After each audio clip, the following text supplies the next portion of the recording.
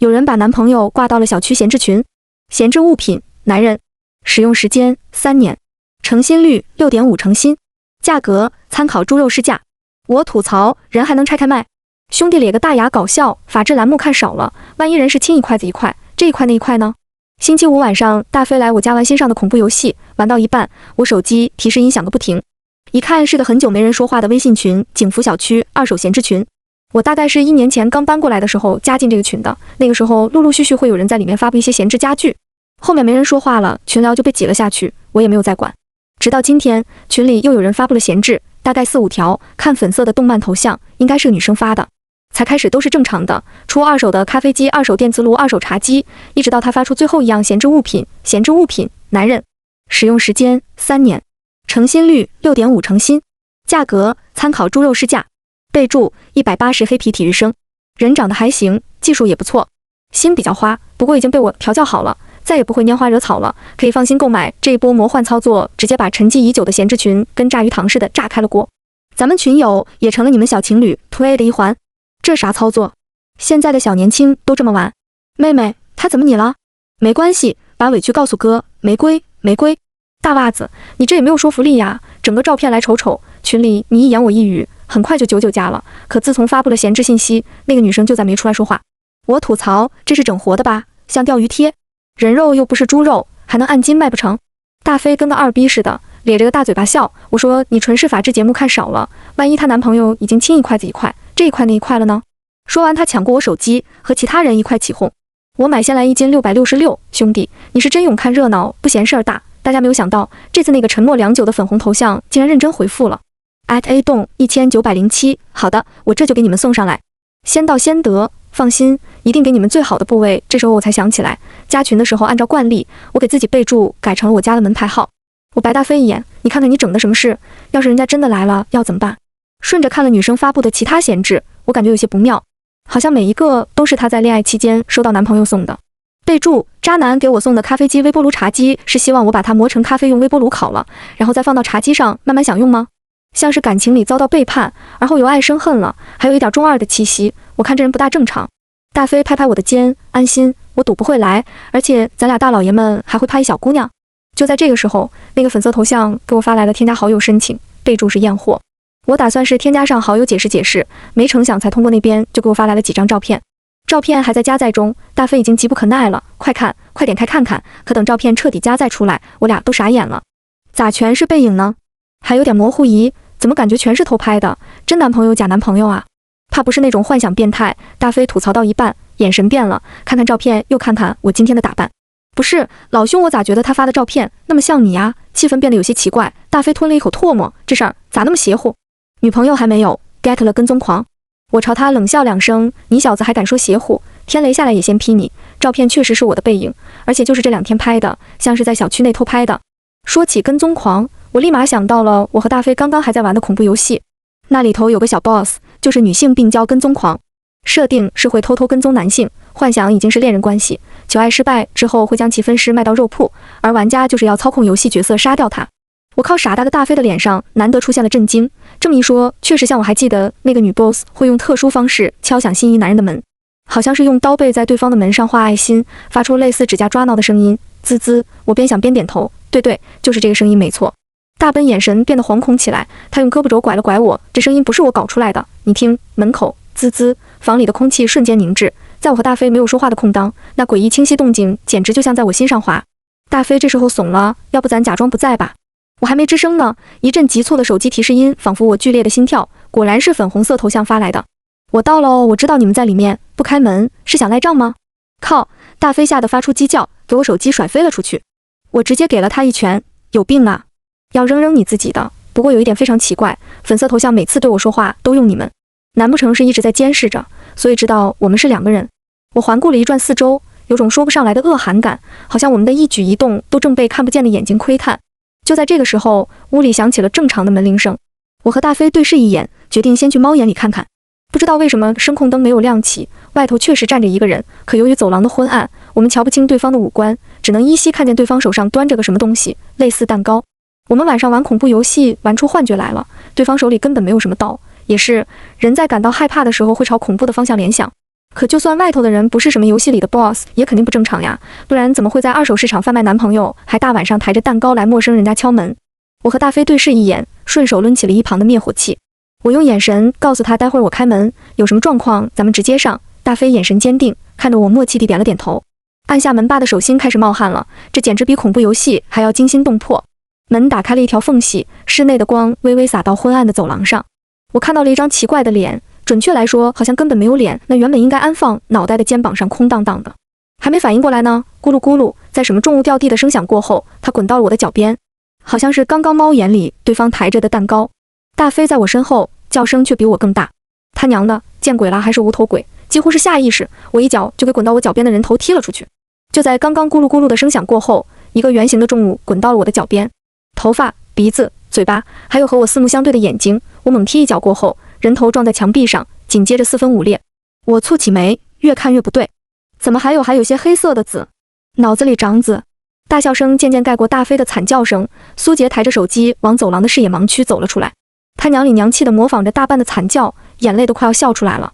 我全部录下来了，大飞你的黑料加1。王宇也从皮套里探出脑袋，这玩意儿是之前我妹去漫展 cos 刑天用的，没有想到竟然在这儿派上用场。你们闲得慌啊？那被我踢烂的根本不是人头，而是一个用翻糖裹成人头模样的西瓜。王宇和苏杰知道我和大飞今晚要一块通关恐怖游戏，故意扮作游戏里的情节来吓唬我们。那个粉色头像是王宇妹妹的账号，他们也住这个小区，所以也在群里。怪不得粉色头像半天不回话，大飞一接茬立马开枪，原来是在等着鱼儿上钩呢。大飞是有些恼羞成怒了，缩在沙发上用被窝裹着。王宇挑了挑眉毛，逗大飞，专门叫我妹妹换上的粉色头像，就知道你喜欢二次元软妹，怎么样？滚！我懒得搭理他们，一个人在走廊收拾起满地的西瓜。喂，别闹了，这还得拖，不然到时候粘。就在这个时候，手机又响了。又是什么呀？我嘴里嘟哝着划开手机，竟然又是闲置群里的消息。苏杰和王宇玩笑过后，这个群又活了过来。一个头像有点类似房产中介艺术照的男人发布了新的闲置物品，女人，使用时间5年，成新率5成新，价格老母猪和小猪仔的价格。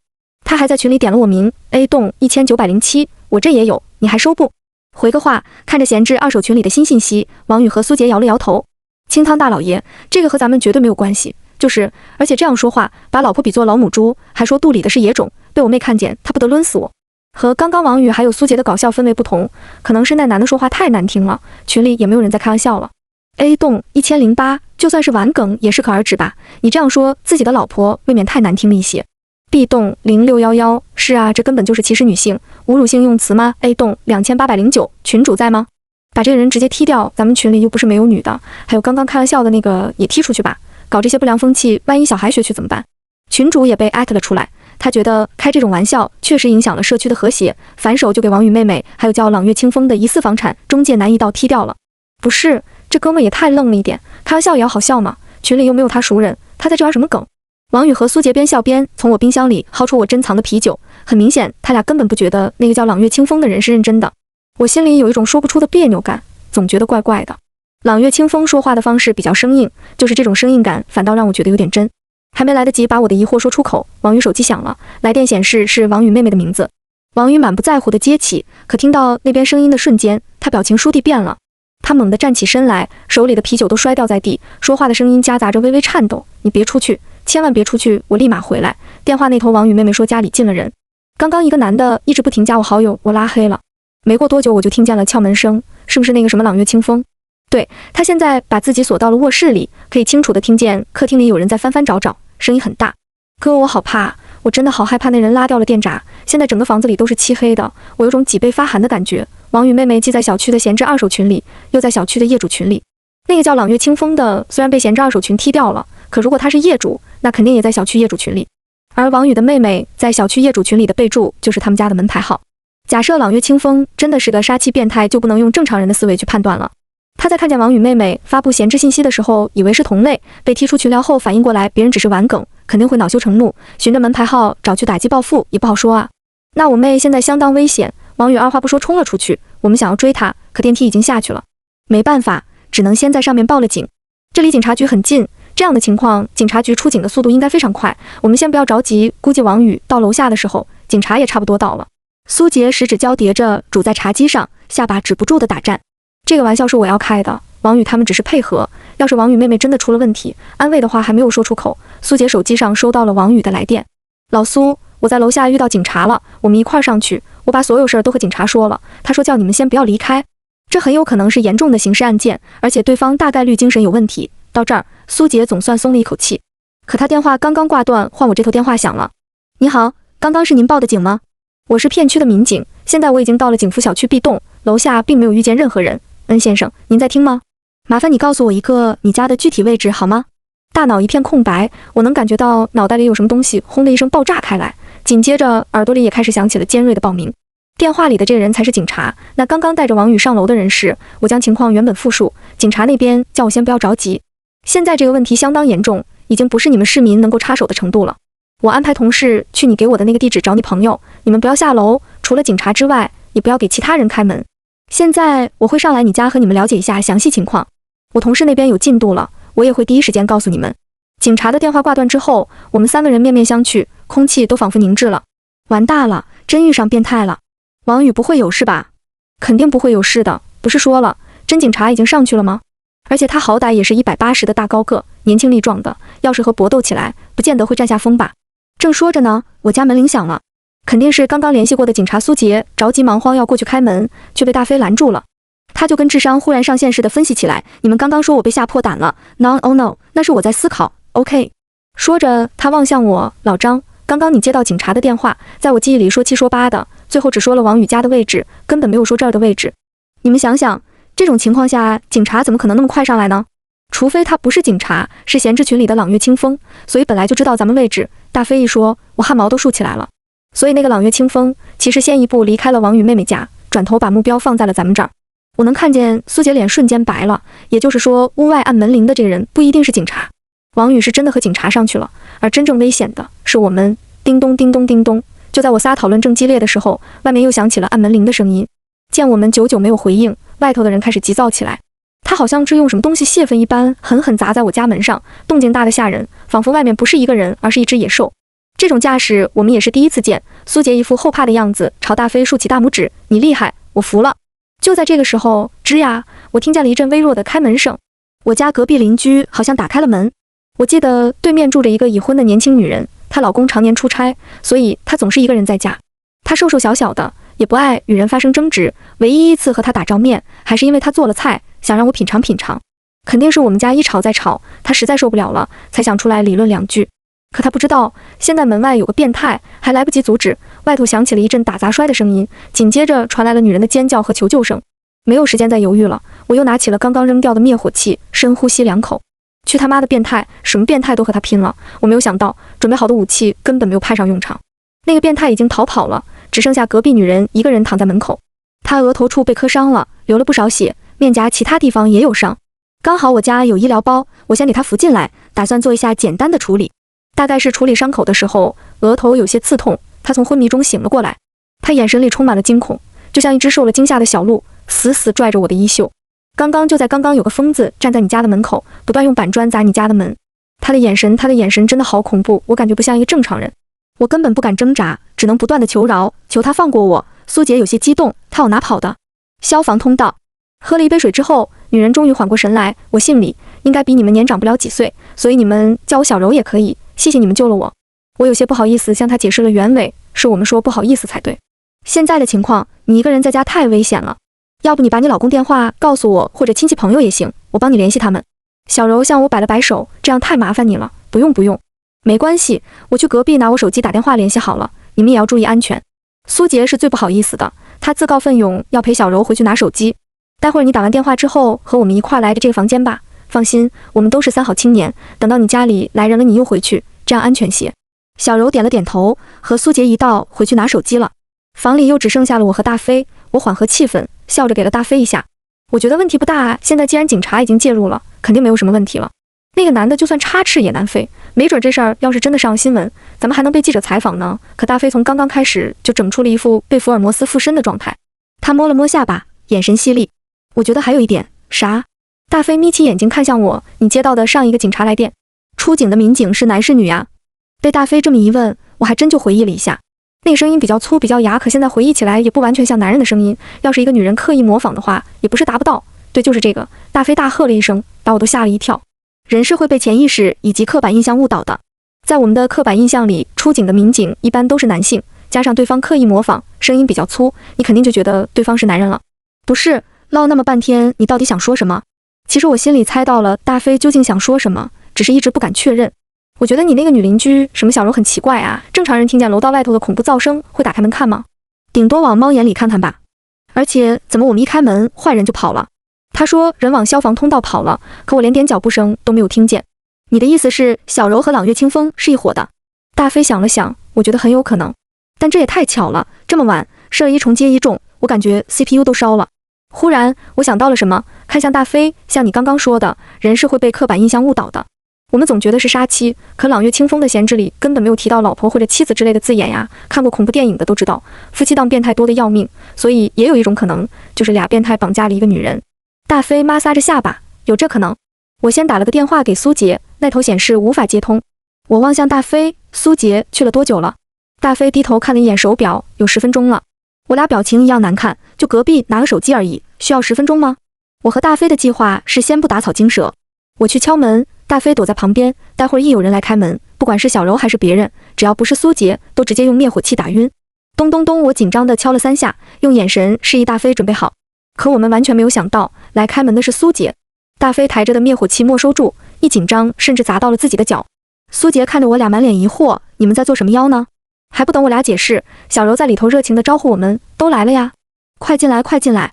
说着他硬是把我们3个都按到了餐桌上。是这样，本来他已经找到手机了，他说麻烦我们不好意思，要准备一点小菜给我们带过去。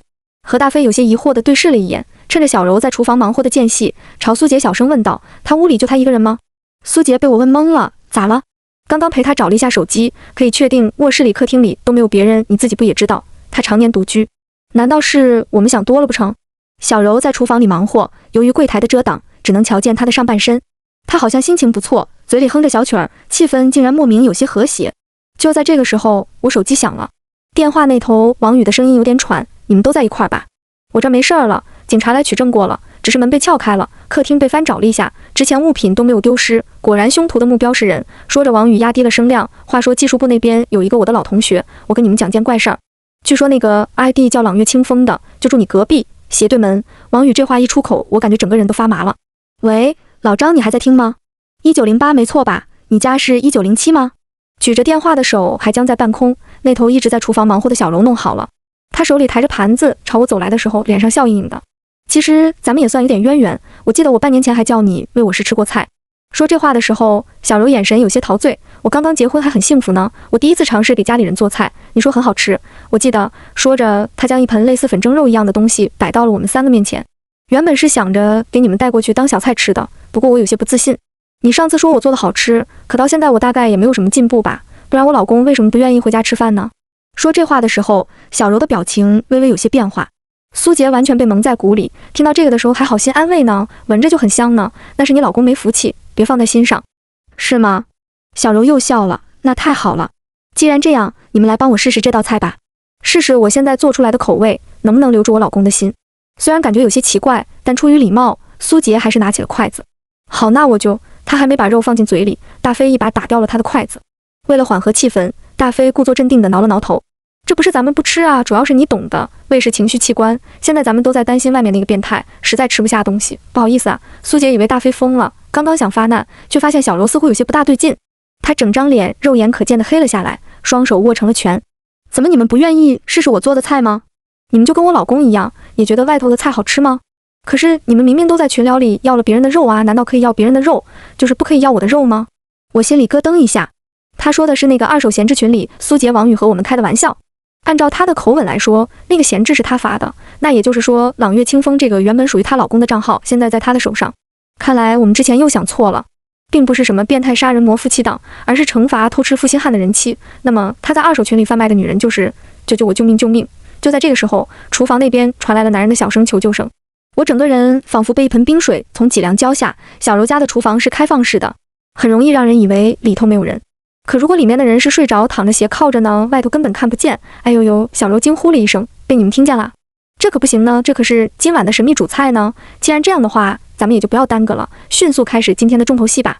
不过他话说一半，用手里的切肉刀敲了敲我们桌上的菜，脸上还是那副笑盈盈的模样，眼睛弯的就像月牙似的。你们得先把这个餐前甜点吃了，我才能给你们上主菜呀。如果我猜的没有错，所谓的餐前甜点可能和小柔在闲置群里发的那个女人有关系。她一直不归家的老公找了外遇，甚至和外面的女人有了小孩。因为受不了这样的打击，小柔彻底疯了，走上了极端的道路。眼见我们都不动筷，小柔彻底疯狂了，她冲到厨房里头，拽着她老公的衣领。你们不吃，不吃我就提前为你们准备主菜好了。说着，她扬起刀，在她老公肚皮上划拉出许多血痕。男人好像已经没有力气再发声了，疼得咕噜咕噜直叫。大飞啊！事态紧急，大飞瞥了我一眼，有屁快放！你还记得那个病娇女 boss 咱们是怎么搞定的吗？大飞一副心领神会的样子，把我比了一个 OK 的手势。这次游戏的任务是解救人质，但生命没有第二次，所以我们必须在保护生命的情况下解救人质。知道了。其实我理解你。听见我的声音，小柔抬起眼睛望向我，你理解我？你们都是男人，你怎么可能理解我？说着，她眼神有些发狠，又在她老公肚子上划拉了几刀。要是你真的理解我，你怎么会要别人的肉呢？你明明之前都是吃我的菜的呀，你们男人都一样，可这不是你的错呀，你现在这样做就是在用别人的错误惩罚你自己。你将这些破事儿烂事儿放下，你还能拥有美好的人生。在我的记忆里，你一直都是一个非常好的人啊。听见我这样说，小柔的眼神有些恍惚了，她手里握着的刀慢慢放下，口中喃喃，是这样吗？小柔的注意力全部在我身上，她没有注意到大飞已经潜伏到了她的身后。可下一瞬，她猛地转过身，将手里的刀高高举向大飞。她这次彻底疯狂了，声嘶力竭地大吼起来。我就说，男人就只会欺骗。说着，她拎着刀朝大飞疯狂捅去。千钧一发之际，苏杰顺手拿了盏台灯朝小柔手腕砸去，她吃痛，刀也掉到了地上，被我眼疾手快踢飞了。做完这一系列，苏杰长吁了一口，我真的怀疑你俩这 boss 到底打了几条命才通关的。小柔见大势已去，仿佛身体被抽干了所有力量，倒在地上捂着脸痛哭起来。她已经很久没有回家了，她这次回家竟然是和我商量离婚的，你们说我傻不傻？我明明知道她在外头有人，却还是睁一只眼闭一只眼。一直到那个女人怀孕了，她彻底不要我了。她看向我的时候，整张脸都是泪痕，就像受伤的小鹿，而周围这一切恐怖血腥都与她无关。她抽噎着问我，你不是说我是很好的人吗？为什么老天要这样对我呢？就在我们制服小柔后没多久，王宇就带着片区民警赶了上来，结局就是我们4个都去警察局待了一整夜。事后大飞呲着个大牙问警察叔叔，咱们这制服了凶手，你是不是给我颁一个什么好市民奖？是不是到时候还会有记者采访咱们啊？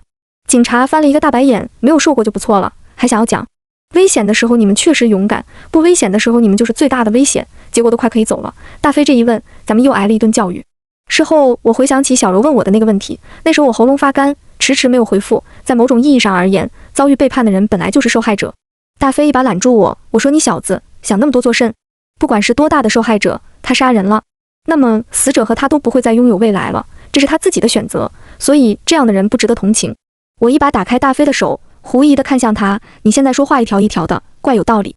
还有之前，你简直就像福尔摩斯上身。咋的？现在成大侦探了？大飞一笑，简直就像打回了原形，那股聪明劲儿全散了。我就说，建议你跟哥学学，没事多看点法制节目。事后我们才知道，小柔根本没有杀死老公的外遇，那个29岁肚里怀着她老公小孩的女人，所以她给我们吃的蒸肉也只不过是普普通通的猪肉而已。她真的想努力维系好自己的家庭，即便在做一道美味的菜这样的小事上。幸运的是，她老公也没有死，但是受了重伤是肯定的，估计10天半个月都下不来床。